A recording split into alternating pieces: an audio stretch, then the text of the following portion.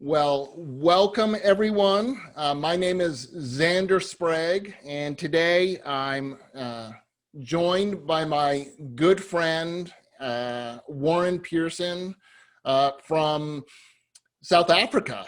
And this is great. Today we're going to be talking about Epic in Africa and talk about how Warren and I know each other, some of our epic adventures, and just how epic Africa can be. So Warren, welcome. Thank you, Xander. It's good to be here. That's Good to good. see you. And as you can tell, it's winter in Africa right now. So Warren's all bundled up because it's cold there. It's exceptionally cold right now. We actually just hit a big cold snap that came across the country. So yeah, we've got snow on all the mountains around us, and I'm actually sitting with a heater right next door to me. Well, that's great. So I wanted to start off, Warren, and just each of us just take a moment and explain what an epic journey means to each of us. And I have to be honest that epic is a word that I first started using with epic journeys, actually with Warren, because Warren is a naturalist, a private safari guide, and he does unbelievable trips with people to share all of the magnificence of the African continent with people. And he does such a great job. I've known Warren for 20 years, and it's just amazing. So Warren, why don't you start off and maybe just take a moment or two and talk about what an epic journey means to you? It's a tough question, actually. I mean, it's for me, an epic journey is something that just fills your soul. It's it's something that is completely different. Xander, you know me. You know, everyone goes left, I go right. So anything that is unique and it's fulfilling, and you come out at the end of it and you just feel so much more whole as a person. And everyone will have their different definitions or ideas of what epic is to them.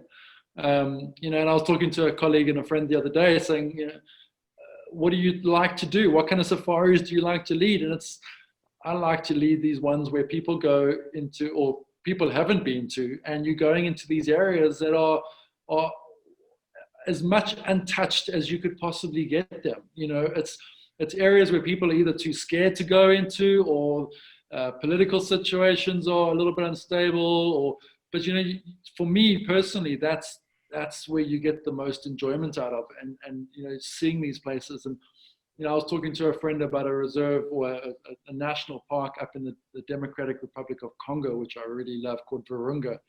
And if anyone has Netflix, just go and search Virunga and you will know exactly what I'm talking about. That to me is epic. It's big, it's beautiful, it's far away, it's not on people's minds. It's people want to talk about it. Just before this lockdown happened, I was in Chad, visiting a park there called Zakuma. And once again, most people go, what's in Chad? Why go to Chad? It's a desert. But it's the most epic adventure I think anyone could ever take. So yeah, that would be my definition of epic. There you go. So when I think of an epic journey, I think of something that is, it changes you. And sometimes you're aware that something's going to an epic journey, that you will be changed, but oftentimes you have no idea. And I know the first time I went on safari in South Africa in 1998, before I met you, Warren, but not too many years before. The just that experience of being with all of the animals and being very close to them was unbelievably epic. Like, because I never would have expected that you could drive up into the middle of a bunch of a sleeping pride of lions and have, you know, lionesses on the left and on the right, and they just don't care. And I'm sitting there having my own little panic attack that I'm sitting in the back of the Range Rover, and I'm like, I'm very far away from the Ranger, and if something goes wrong, like they could jump up in a second. But of course they don't. But I also think it's not just the animals, but what you see.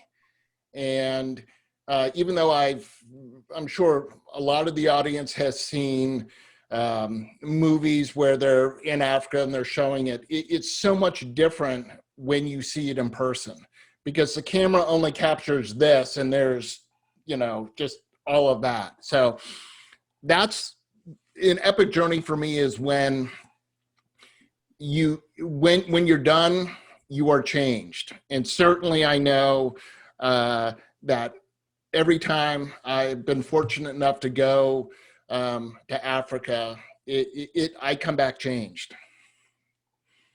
I think that's, I mean, Africa definitely does that to you. And I'm not saying that as an African. You know, I think it's the one thing that anyone that's been on a safari, I think they come to realize that they will leave, and they do leave, a completely changed human being.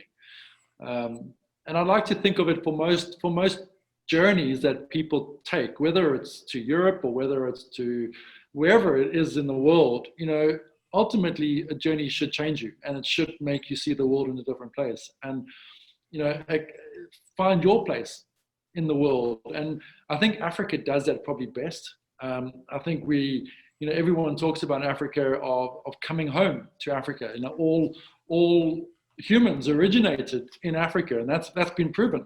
You know, so you have this sense of belonging when you come here. This hospital is the most hospitable continent. A lot of people are very scared of this dark continent still, and, you know, it's I think Africa changes you, and it's epic. It's an epic destination to come to. And even if you are, you know, coming for this 10th time, 12th time, whatever it might be, even for the first time, you know, every single time it changes you. And I think you know that. I mean, you've come how many times to Africa? Yeah, I mean, and you keep wanting to come back. So it obviously does something really good. it does. And you know, I first met Warren in 2001, and this, on our very first 30 minutes into our very first game drive together, we found these 5 lion cubs, and they were tiny. They were probably 6 or 8 weeks old, maybe, Warren. Yeah, if that. I think their eyes had just opened, so I'd probably say within a month. So yeah, 4 to 5 weeks old. Right. I'm trying to remember. It's a long way back, but I'm trying to remember. Well, I remember it clearly, and here we are, and we find these 2 lionesses and these 5 lion cubs, and they're so tiny and so cute. And we pull up, and we're giving them, you know, the appropriate space, because they're very small. And the lion cubs were very curious, and they came like right up to the Range Rover. At one point, I had one of the lionesses literally just practically walking, almost touching me as she walked by the Range Rover, and it was so incredibly epic. And then from there, I had some many years before I was able to get back to South Africa, but I came back with my parents and my daughters, and introduced Africa to my then 8 and 10-year-old daughters. Very fortunate to be able to do that. And now they love going on safari, which is great. And, you know, I every time I take a trip with Warren, we put on, you know, Epic 1, Epic 2, Epic 3. We're working on Epic 4. I'm not sure when that's going to happen, but it is happening. And, you know, it's, you're right. It is like coming home when I get out into the veld, or when I get up to East Africa, you know, to the plain, you know, it changes you. When I get to Chad or up to Virunga, that will be a totally different experience. But all of it is really like going home. So I totally agree with that. So Warren, you obviously have a plethora of stories.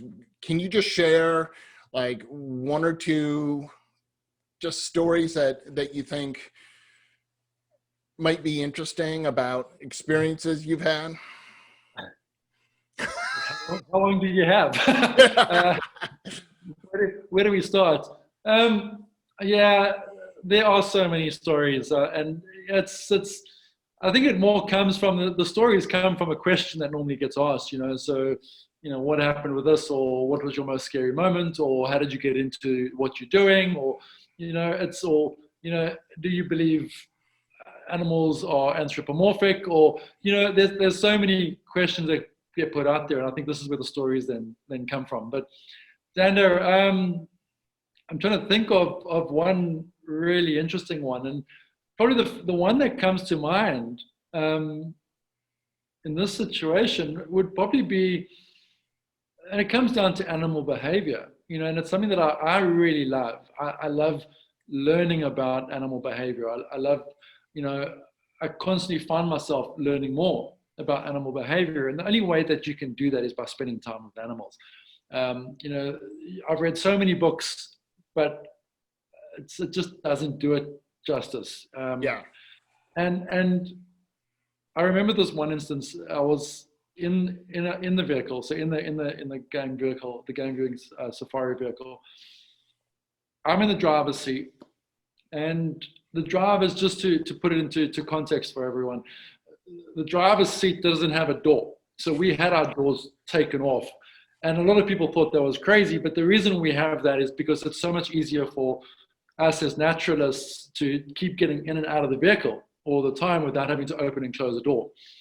And I can't remember the build up to it, but I remember sort of the end of it, where this female leopard was walking through the grass towards us. So she was perpendicular coming at us.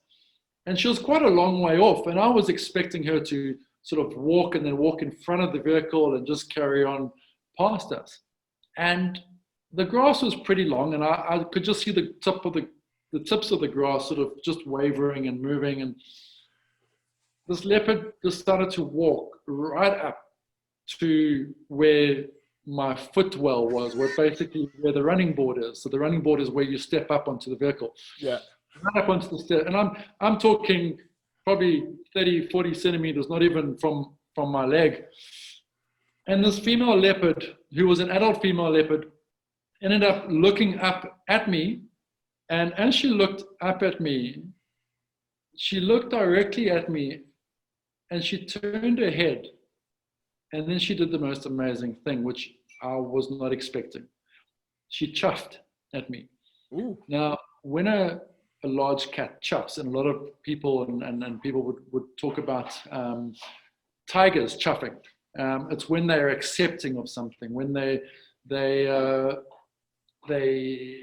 accept you. They sort of they know you. They've accepted you into their world or their life. And this leopard tilted her head at me and chuffed at me. And I'm actually skipping a little small section here before I go any further, because my tracker, so I was always working with a tracker. Now, a tracker is someone that would typically sit on the front of the vehicle, and as someone that is, I was very fortunate enough, grew up in the area, and their whole life was spent tracking animals. And they would track animals by their footprints on the ground in the sand, by sounds, by smells, by you name it, any kind of sign. Unbelievable what they could do. And this is a talk for another time. But this my tracker who grew up in this area, his name was Ephraim Sitole, one of the original trackers of the area that I was in. He said to me, and I was still young in those days, I wasn't sort of really experienced in this, and I was learning a lot still. And he said to me, the one thing you never do is never look a leopard in the eyes. So never take direct eye contact with a leopard or any big cat, he said. And I was like, okay. Being young and sort of naive, I was like, okay, I'll just listen to you. You're the expert here. Actually, I'm not. I'm learning from you.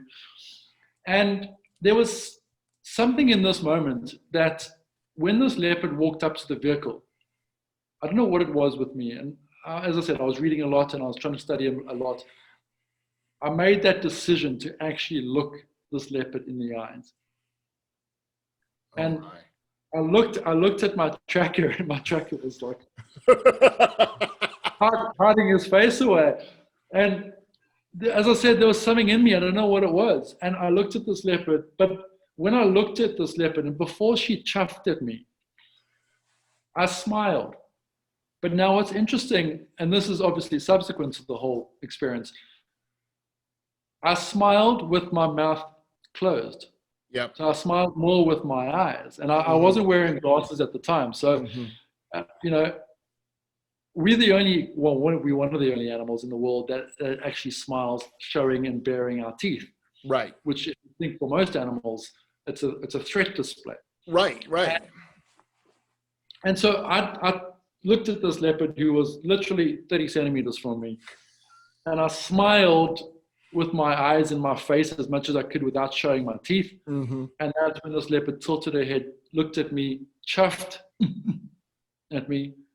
Then she did something very interesting. She looked past me, and I could see her looking at my tracker. She was obviously not having eye contact. Right.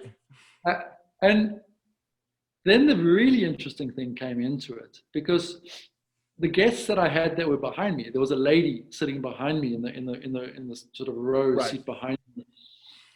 She looked up at this lady, and she went, snarled at her and gave this real growl. Wow. And what I said to this lady, I just said, look away. I just said, turn your head and look away. The leopard stopped, looked back at me, because I'm watching the leopard the whole time. And no time during this interaction did the leopard seem like it was wanting to jump on the vehicle, attack, do anything like that. It was a completely relaxed. The tail was down, the ears were relaxed. It was purely in the face that and the vocalization. And this leopard then looked back at me and looked at me in the eyes, turned her head again, chuffed at me a second time, so another directly at my eyes, turned away, and then walked off in front of the vehicle and went on, carried on her day. And I turned around immediately to the lady sitting behind me, and I said, what face were you pulling? Show me what you were doing when that leopard snarled at you. Right. She said she was like this. Yeah, showing her teeth. Yeah. Teeth, eyes, this like tense, almost scared look, but the leopard took this as, okay, I don't like what you're showing me. Right. And it taught me a very interesting lesson about animals, is that there's two lessons here, but the main one is that they read our facial expressions. And that's how animals communicate with each other, is that they use facial expressions a lot of the time. Right. Particularly cats. And if you have domestic cats, even if you have dogs at home, you'd probably go, hang on, you're right. If you watch carefully, they use their facial expressions, their eyes, their lift, all that kind of stuff to communicate with us. And unbeknown to us, that's what we do to animals. And that to me was a big lesson. The second lesson in that was where you hear guides in vehicles around Africa that will say, oh, don't worry about us in this open vehicle because the lion or the leopard or whatever it might be sees the silhouette of a vehicle. And I want to say, I'm sorry, but that's probably the biggest lot of rubbish I've ever heard. Oh, absolutely. You're talking about an apex predator that has the most acute vision in the natural world, much better than ours. And you're telling me they're looking at a silhouette and they're not looking at us. Right. They can see every single one of us. They can see our ears moving, our eyes moving, our lips, everything. They can see all of that happening. And that was the other lesson, because up until that point, I was also told, as I said, I was probably 2 years, not even 2 years into guiding full time. And they said, oh, that they see the silhouette of a vehicle, blah, blah, blah. And I was like, that day changed that for me. I was like, these animals see every single person sitting in that vehicle. They see your eyes, they see your facial expressions, they see all of that. So yeah, that for me is that sits here for me. It's an experience that I treasure to this day, because it's the only time I've ever had a leopard that's chuffed at me, any animal that's chuffed at me. And I like to think that leopard knew me, recognized me, even the short period of time that I'd been working in that area. I had seen her quite a few times. So yeah, for me, it's a beautiful experience, and I completely and utterly treasure that to this day. And that's awesome. Thank you so much for sharing. No, that's awesome. I can say I haven't had something like that. However, when we were on safari, I believe it was Epic 2, we had come, we were at Londolozi Game Reserve it's just outside of Kruger National Park. And fabulous place, really cannot recommend it. It's my favorite game lodge that I've been to. We found, or we didn't find it, but we were with a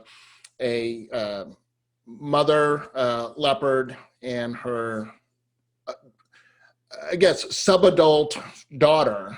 I mean, because she wasn't their daughter, but she was also, the daughter was still pretty large. And there are two things in this story. The first was this young leopard was in a tree at one point and looked like she was in the tree right in front of us, and we're sitting here. And she almost looked like she was going to jump onto the hood. And I remember you telling us, all right, just everyone sort of be still, and we're not quite sure what she's going to do. And of course, if she had jumped on there, she would have been, again, centimeters away from you, because it was on the front of the vehicle, and she didn't.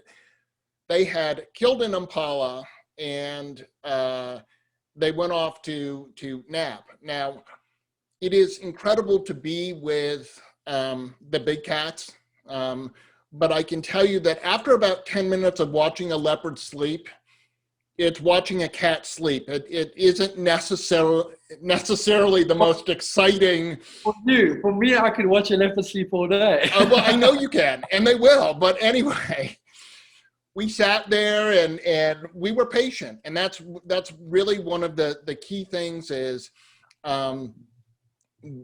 when you're on safari, patience pays off. And here's how it paid off for us. We sat with them while they were sleeping for a good 45 minutes.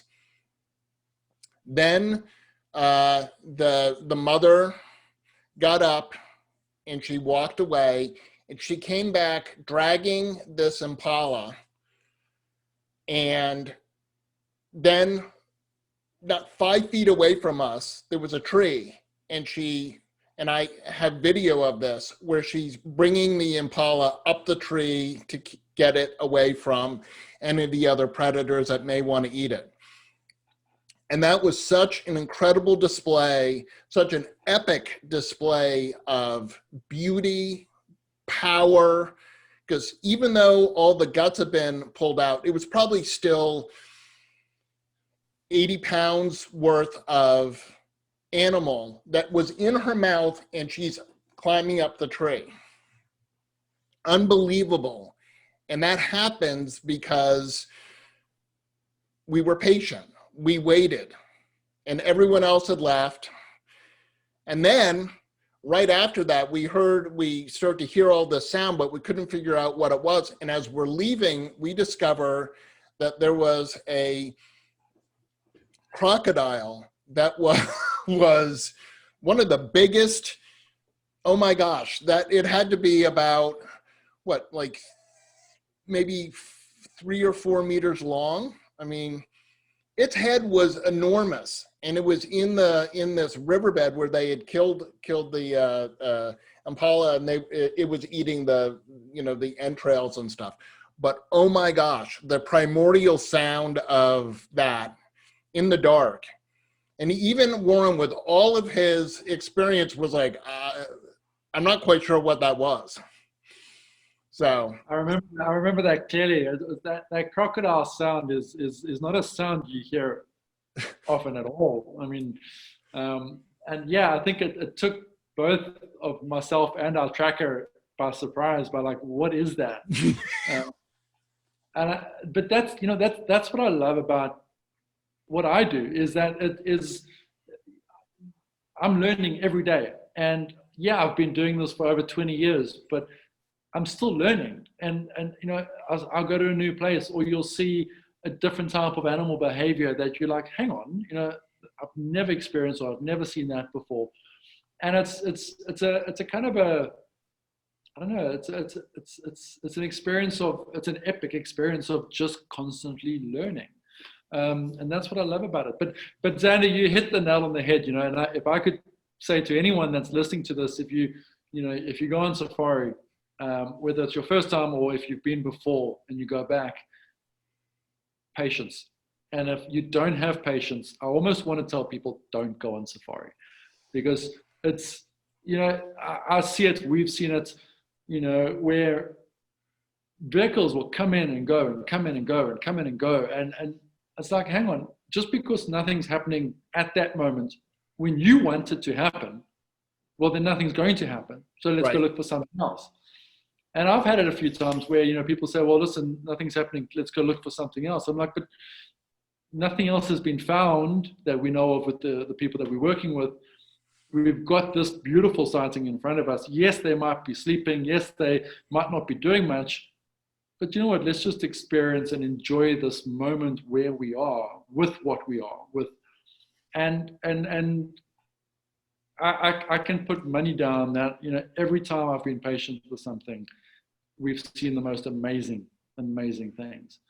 And so, yeah, patience does pay off at the end of the day. It does. And look, I'll also be honest, there are times where you're patient and nothing happens. I mean, I don't say nothing, but like, we sat for 45 minutes and watched lions sleep, and that was cool in and of itself, but they didn't do anything else. And then you decide that you have to go, or you just have to move on. It's getting dark. It's time for you to get back to the lodge because you got to eat or something. And I can tell you that I'm on this epic quest to try and determine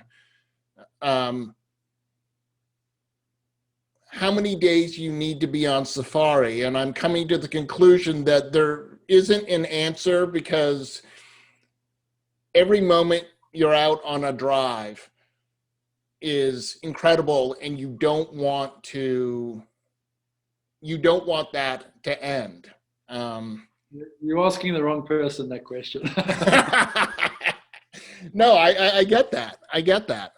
And there's so many, experiences with you, Warren, that are, I mean, you and I obviously can talk for hours, and probably will. This probably have more than one of these episodes where we're talking about just how epic Africa is. But really, what I want people, it is a big trip. I'm not going to say that coming from the West Coast of the United States to go to Africa, it is a big undertaking.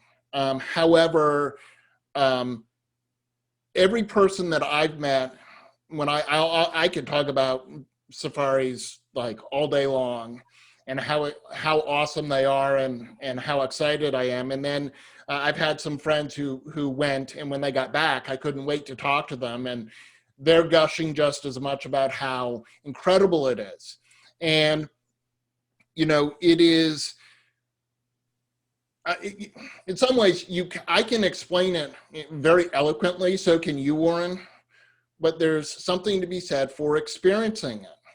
And there are many different safari experiences. Most of mine have been in Southern Africa, in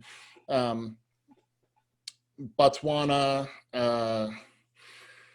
Zambia, and South Africa primarily. I've yet to make it up to East Africa, but Warren, can you just take a moment and talk about, because most people think of going on safari and they think of going to Tanzania or Kenya. And I have to say, I will admit to perhaps being a safari snob, to say, I see some of that, and I see all, on the Serengeti, and I see all of those safari vehicles all kind of lined up. And I'm like, no, that's not the way it's supposed to be. You're only supposed to have a few, so you're not impacting the wildlife. So what would you say are some of the major differences between, Southern Africa?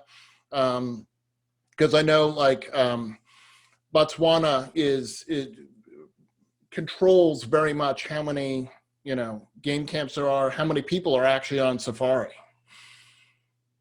Yeah, I mean, it's a good question, Xander. It's let me answer this in two ways. Basically, the quick and easy answer for the difference between East Africa and Southern Africa, and I need to get more into this, but the very quick and easy answer is East Africa. I'd like to think, and when I say East Africa, I'm talking about Tanzania, Kenya. That's the big open plains. That's the wildebeest migration. That's your typical stereotypical scene of Africa, I think, that most people have in their mind. That would be the way I break this East and South up, is that East Africa has quantity. Yep. South Africa or Southern Africa has quality. But that is just a very broad way of looking at it. Yeah, absolutely. Absolutely. You can go to East Africa and you can have absolute quality of a sighting. And when I say a sighting, it's viewing of animals. So when I say quantity, East Africa has the big herds. They have these huge, massive herds. The wildebeest, the zebra, they've got big elephant herds, similar to Botswana in a way, but big elephant herds. So it depends on where you go. It depends on how you travel. And yeah, the one thing I really don't like about East Africa, probably more so than Southern Africa, are the numbers of vehicles. So the uncontrolled amount of vehicles that are viewing animals at one time, because it gets crazy, and it's an experience that I don't like having, and I don't like giving it to people. And it's interesting. It's you can have an experience in East Africa where you're on your own, and you're not going to get the numbers of people, but it's all about how do you want to do the safari. So right. People say to me, oh, I want to go see the migration. I'm like, well, is that all you want to do? Because that's literally a 2-night, 3-night stay. And if we hit it right, there we go.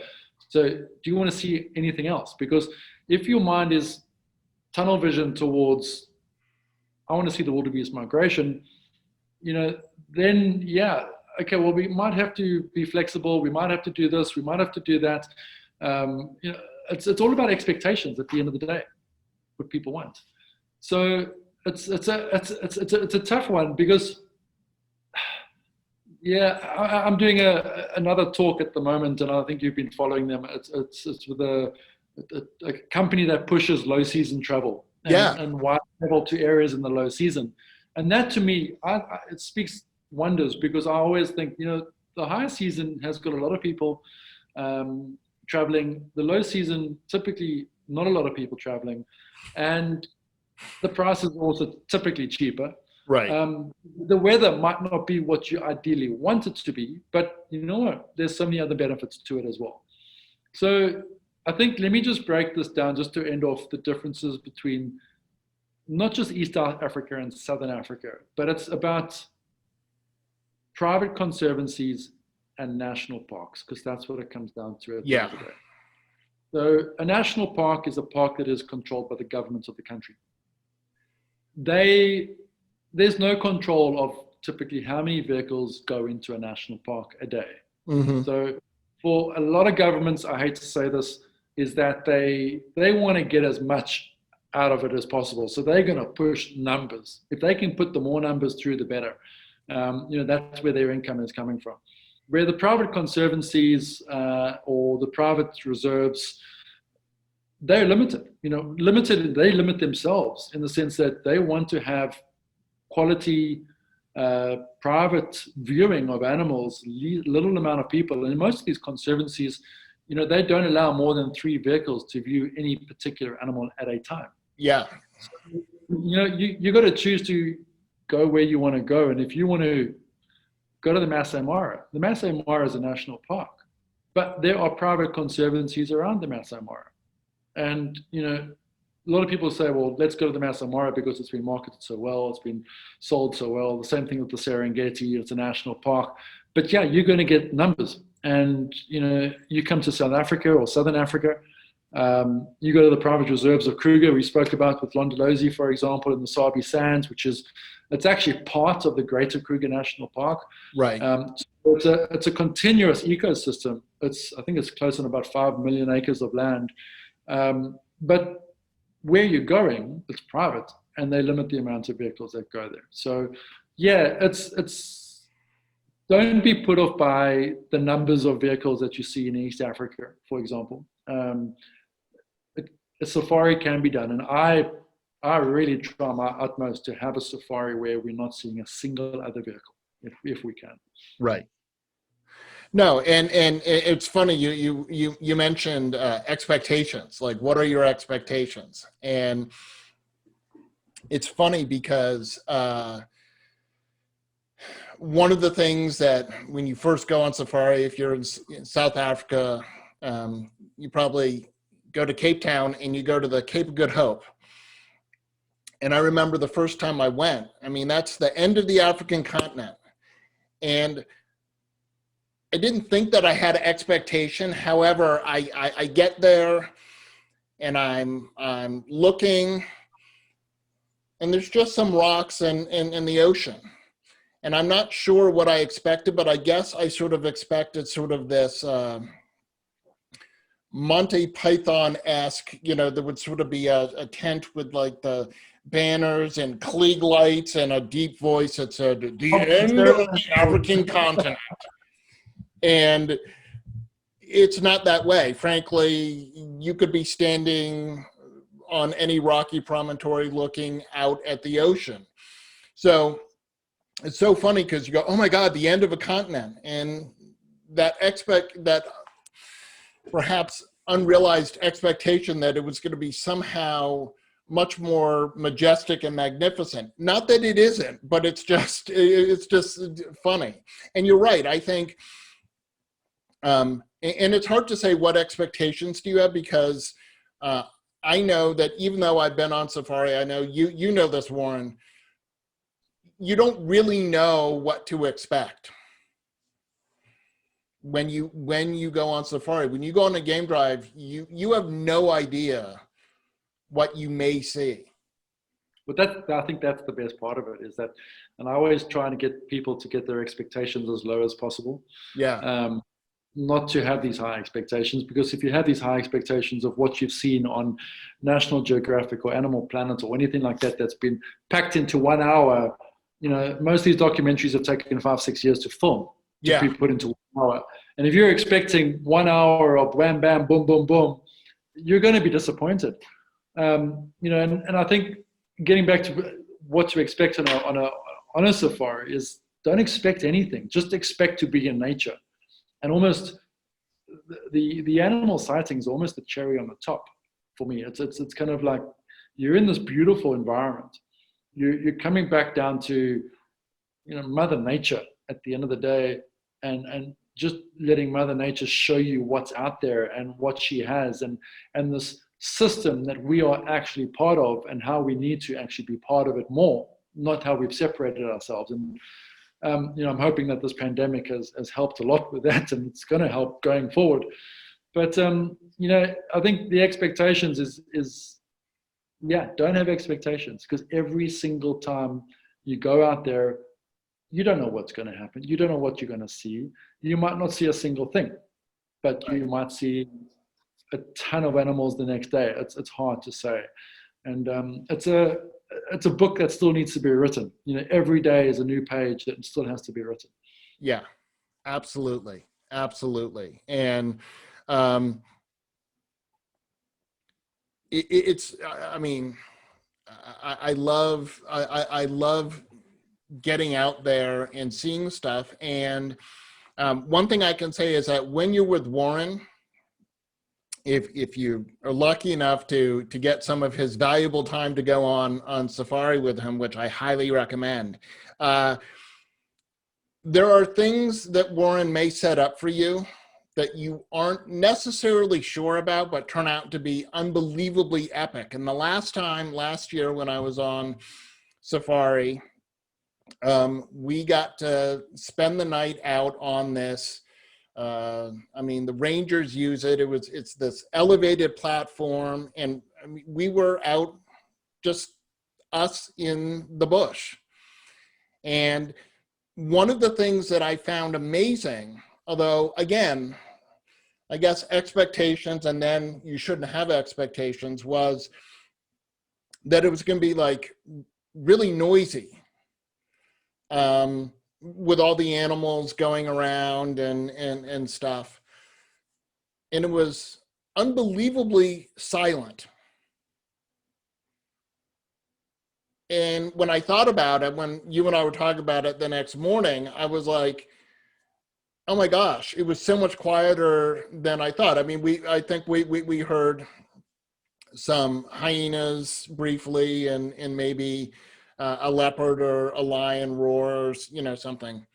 But as you pointed out, Warren, the prey animals are going to be quiet because they don't want to give away where they are. But that was such an epic experience that I really wasn't sure about. But I'm like, well, here I am in Africa. I've come all this way. Why am I not going to take advantage of this opportunity to do something that I had never thought about? Exactly. And I mean, I remember that night very well, and it's definitely a highlight of my year, because I always try and get people to experience something different. I always think of, we're sleeping out on this wooden deck that's up in a tree, in the middle of the bush. We're having our dinner cooked around a fire, and we're sitting around this proper campfire with no fences around us at all. It's those kind of experiences, to me, that make something epic. And I think I had something I wanted to say, and I've just gone completely blank on it. But it's the epicness of it is that unexpectedness. And I think that you were very surprised with how quiet it was. I think absolutely. For me, we did hear a leopard that I think walked relatively close to us and calling. The lions were calling in the distance, if I remember correctly. But that's really about it. The odd hyena. But animals, I think that's another thing about sort of what's created about Africa and about safaris. And a lot of people will say, oh, the nights are very noisy, or they expect them to be, but they're actually not. The other thing which a lot of people say to me is, oh, I want to go to night safari. And I'm always kind of hesitant to go, yeah, let's do it. They can be really good, but for the most part, I think your expectations, you're going to be disappointed, because I think where you think that you're going to see a lot of nocturnal species, and things are going to be out there, and it's not the case. No, Night safaris are actually pretty quiet at the end of the day, they are. unless you're following a pride of lions or a leopard that you've had at sunset, and you're staying with them, and they get up and they walk and they start moving and hunting, and then that's fantastic. So yeah, for me, it's to have an experience like that. If I can get people to experience us sleeping out in the middle of nowhere, I always think of those people sleeping back at the lodge that aren't experiencing this, and I feel sorry for them in a way. It's kind of like, this is what we're doing. And I think we were actually the talk of the town at the lodge for a few days afterwards, because everyone was quite surprised that we did it. And Yeah. It's just, I don't want to say it's pushing boundaries at all, but it's kind of like, hang on, let's do this. And wherever those opportunities present themselves, I, for one, am definitely going to try and say, hey, listen, I want us to do this. I want us to experience this. I want to do that. So yeah, that's, I always think expectations, manage them. It's my job, is managing people's expectations at the end of the day. But it's, yeah, that's the epic side of it. It is. And there, to go back to those lion cubs that we saw back in April of 2001, interesting sort of addendum to that is it turned out that these were 5 brothers that and Warren, maybe you have a little more idea, but for a couple, probably about a 6 or 7 year period and maybe it was slightly longer, but normally males that are sort of the head of a pride, their reign isn't all that long, just because younger, stronger ones, but they were, and you always get it right, is it Maposo? Mapocho. You got to have that in the back of your throat. I don't quite have that guttural South African Afrikaans. But anyway, it turned out that these 5 brothers were unbelievable, like the apex of apex male lions. They did stuff that had never been seen before. In fact, there's a National Geographic documentary on them. And I remember when I came back, I said, Warren, I know you've been on a lot, but do you remember, we saw these 5 lion cubs, and then, I came to find out that they actually had ruled an incredibly large territory quite viciously. And they were a coalition of males that there were 5 of them, and they actually ended up teaming up with an older, actually unrelated brother, but it was quite an interesting lion dynamic. But so there were 6 of them in total, and they rained terror literally on this entire region of southwestern Kruger National Park. And excuse me, they did things that I think a lot of people did not expect. Any lion book that was being written, any reference book, I think had to be rewritten after these guys sort of ended their reign. Yeah. And I'll be honest with you, Xander, I can't remember the details. I wasn't in the area when it happened, but from the stories that I know, and they did. They upset the lion apple cart in a way of that entire region, and it destabilized a lot of lion prides. So it was, and this is again, I get back to it. It's what I love about nature. It's a non-stop, never-ending soap opera. And there are so many people that have gone to a place, they found out about a particular leopard, a particular lion, elephant, whatever it might be. And a lot of these safari lodges will keep an updated blog going, and you can actually follow the story of these animals. And that to me is what's so special, is being able to follow these animals and understand how and where and what they're doing all the time.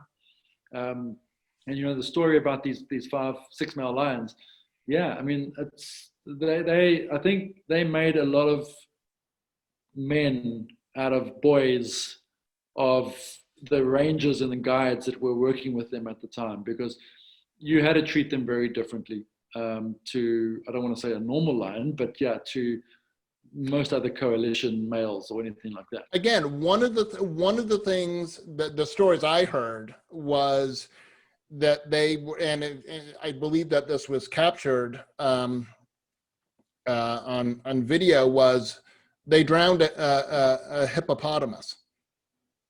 And that's, for people who don't know, hippos are unbelievably large animals, and not that lions won't kill a hippo, but it's not as common as you might think. One, because a hippo can retreat into the water.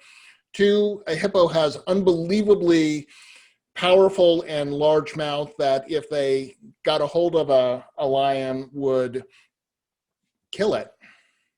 Could possibly bite in half. Yeah, I mean, I think it's a good point that you raised with sort of behavior of animals. And I think that, I know the gentleman who took the photographs and witnessed this, and I've got those photographs somewhere. I'm not sure where they are, but I think the thing that intrigued me the most with this was that lions typically follow a pattern with how they hunt and how they kill prey, and that comes from growing up with their pride, and their pride teaching them how to hunt a particular animal, for example. Right. But what these lions did, and this is just what shows me, and to me it should show everyone if you have an open mind, is that this is an apex predator that adjusted its hunting technique to kill and catch anything, pretty much.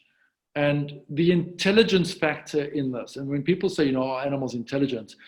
I think sometimes they're a lot more intelligent than we are. We're the only animal on this planet destroying our own home. Absolutely. And so, their home, by the way. Yeah.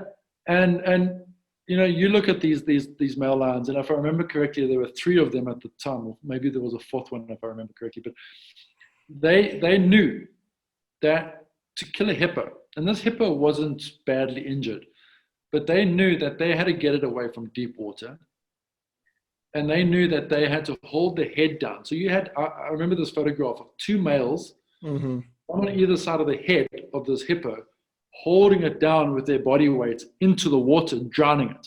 Right. So the hippo couldn't lift its head up. And I think the other one was on its back, trying to sort of weaken the back leg. But just that just shows me complete and utter intelligence of a predator. And for me personally, I mean, that just, no one can say there's a stupid animal out there. There is no stupid animal. It's just, you're intelligent to your niche and how you need to survive. And if you can survive, you're intelligent. And it was, for me, it was a very interesting example of that with how they killed that hippo. But then, you look in areas of Botswana, lions there have learned how to kill and hunt elephants. Yeah. So it's a predator is an opportunist. And if they can figure out a way, which they probably will very quickly because it's survival, and if you don't figure it out, you die, they will do it. And yeah, it takes a lot of lions to hunt an elephant and bring an elephant down. But there's lion prides in northern Botswana that do it. So yeah, it's one thing. As I said, I'll keep saying it. It's what keeps me going every day is trying to figure out what these animals are doing and why they're doing it, and following the stories. Absolutely. And I do have to say, I can imagine that you are just chomping at the bit to be able to get back out into the bush. I am, biting my fingernails and scratching everything that I can, and No, I am longing for the bush. I'll be honest with you. I don't want to say I feel whole, but yeah, I do. I'm loving the time I'm spending with my family. Um, but there is a part of me that wants to be back in the bush and experience the smells and just the quietness at the Yeah. end of the day. And it's not necessarily about the animals. Obviously, the animals are a draw card, but it's just getting into nature again. And I mean, I'm fortunate enough. I've got some friends that I'm going away with this coming weekend. We're going not too far from where I live, and there's a small nature reserve that's not too far away. So I'm going to have a little bit of nature again, but for me, it's I need to travel again to An appetizer. You want the into full meal. into the bigger parts of Africa and into the wilder parts of Africa. It's Yeah. for me, the wilder the better. Right. Well, Warren, I want to thank you so much for taking the time to talk about Epic in Africa with me, and it clearly it isn't done. So hopefully I'll be able to get you back on, and maybe we can sort of talk about not just all the sort of the apex predators and stuff, but talk about some of the other aspects of what makes Africa so epic. Just as a teaser, the nighttime and being able to see the stars and all of that is, because there's so little light pollution, it's amazing what the nighttime sky actually looks like. I would love to, Xander. I would, you know me. I'll keep on talking as long as I'm blue in the face.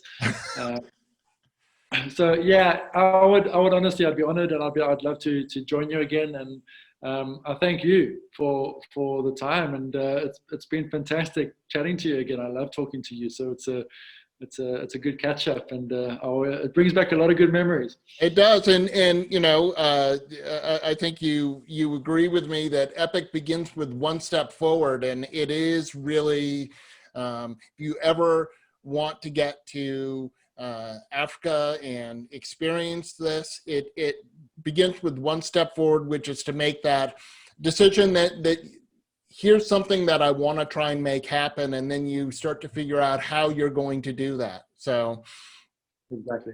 Warren, thank you so much for being here. And my name is Xander Sprague. That's Warren Pearson. I'll have a link on if you want to see some of Warren's awesome wildlife photography. That will be in the description. And thank you so much, Warren. Thank you, Xander. Take care. You bet.